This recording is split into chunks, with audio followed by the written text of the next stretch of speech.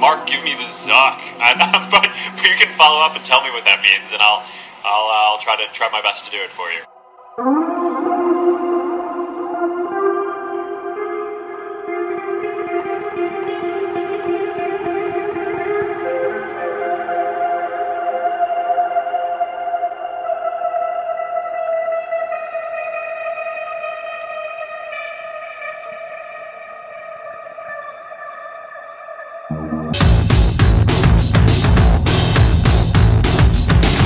Şimdi Mark Zuckerberg geçtiğimiz günlerde senato önünde ifade verdi. Şöyle yanlış anlaşılmalar var, bu bir mahkeme değildi ama bir senato duruşmasıydı. Senator, I don't know. Senator, I have not heard that. Senator, I have not heard that. Yani bu demek oluyor ki Zuck kendi isteğiyle o kertenkele gözlerini aklamak için senatörlerin karşısına çıktı. Ama Zuck kankam gerçek formunu gizlemede pek başarılı olamıyor. Neyse şu Zuckerberg'ün duruşmasını bir inceleyelim. Are you willing to change your business model in the interest of protecting individual privacy? Congresswoman, have made and are continuing to make changes to reduce the amount of data. Are you willing to change your business model in the interest of protecting individual privacy? Congresswoman, I'm not sure what that means.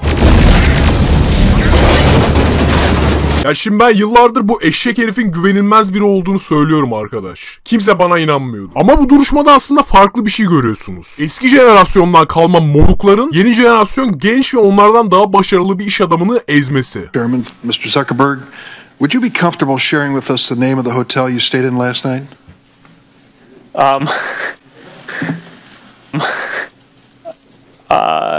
No.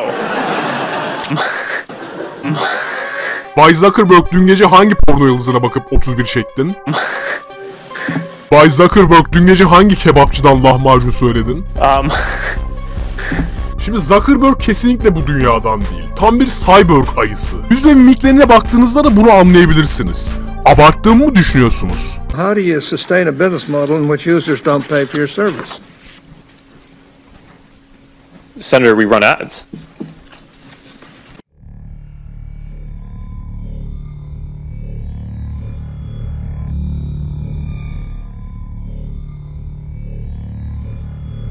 Abi inanmıyorum ya. Son 15 yıl boyunca internete hükmeden adam buydu arkadaşlar. Evet, yanlış görmüyorsunuz. Tam olarak bu adam. Bunu öncelikle iyice bir sindirin. Look at that. Making the world open and connected.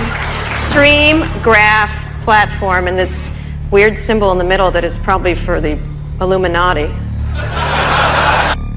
Hayatımda bu kadar insanlıktan ve duygulardan kopuk bir insan daha görmedim. Yani Mark Zuckerberg'ün götüne USB stick taksam büyük ihtimalle cehennemden gelen sesler o USB stick'e MP3 dosyası olarak yüklenir. Thank you, Mr. Chairman.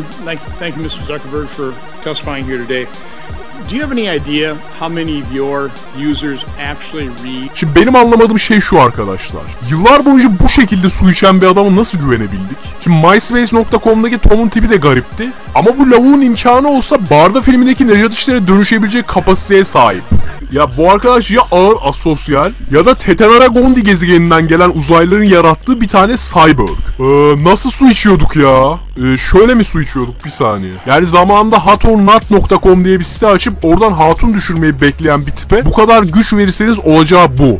Şimdi diyeceksiniz ki Yorekok, Facebook'tan önce de bilgi çalma olayları vardı. Hatta Google ve Yahoo.com'un bile bilgilerimizi çalıp satmış olma ihtimali yüksek. Şimdi ben Edward Snowden falan değilim ama bu konuya katılıyorum. Jeff Bezos ya da Steve Jobs sizin bilgilerinizi çalmadığını mı zannediyorsunuz? Yani Steve Jobs ölüm döşeğinde yatarken sizin yazdığınız hatuna gönderdiğiniz fotoğraflara bakıp mastürbasyon yapmadığını mı düşünüyorsunuz? Bu duruşmadaki tek sorun Zuck kekosunun sosyal beden dilinin durumunu daha da kötüleştirmesi. Your user agreement sucks.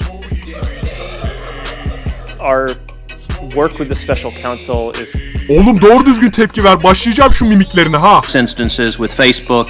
In May of 2016, Gizmodo reported that Facebook had... Abi doğru düzgün tepki versene şu adamlara. Ya büyük ihtimalle Mark Zuckerberg yüzüne baktığınızda nihai düşüncelerini öğrenebileceğiniz ve yalan söyleyip söylemediğini anlayabileceğiniz tırnak içinde yegane tek insan. Şimdi güldük eğlendik ama biraz ciddi konuşalım bu konuda kanka. Bu senato duruşmasının özeti şudur. Facebook ve tüm boyunsuz terliler tarafından yürütülen sosyal medya platformlarına kurallar getirilecek.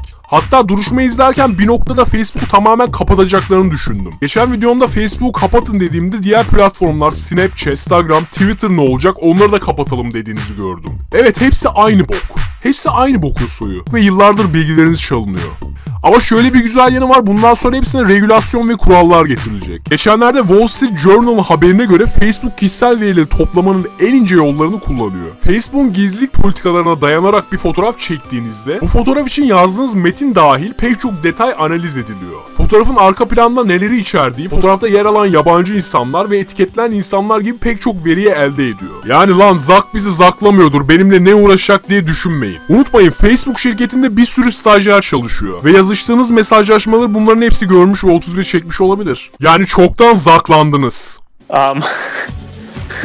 Bu duruşmadan sonra bu tarz firmalar kafalarına göre at koşturamayacak demek oluyor. Bu videoyu izledikten sonra bu kekonun suratına baktığınızda aklınıza şu gelsin. Facebook'un, Snapchat'in, Instagram'ın ve Twitter'ın olmadığı, insanların eski kafada selamlaşıp tanışabileceği bir dünya mümkün. Yani Zuckerberg büyük ihtimalle toplumun önünde aklanır ve 2020'de gireceği başkanlık seçimlerini Doritos surata karşı kazanabilir. Kanka o zaman bütün dünya olarak zaklandık demektir. İzlediğiniz için teşekkürler. Görüşmek üzere.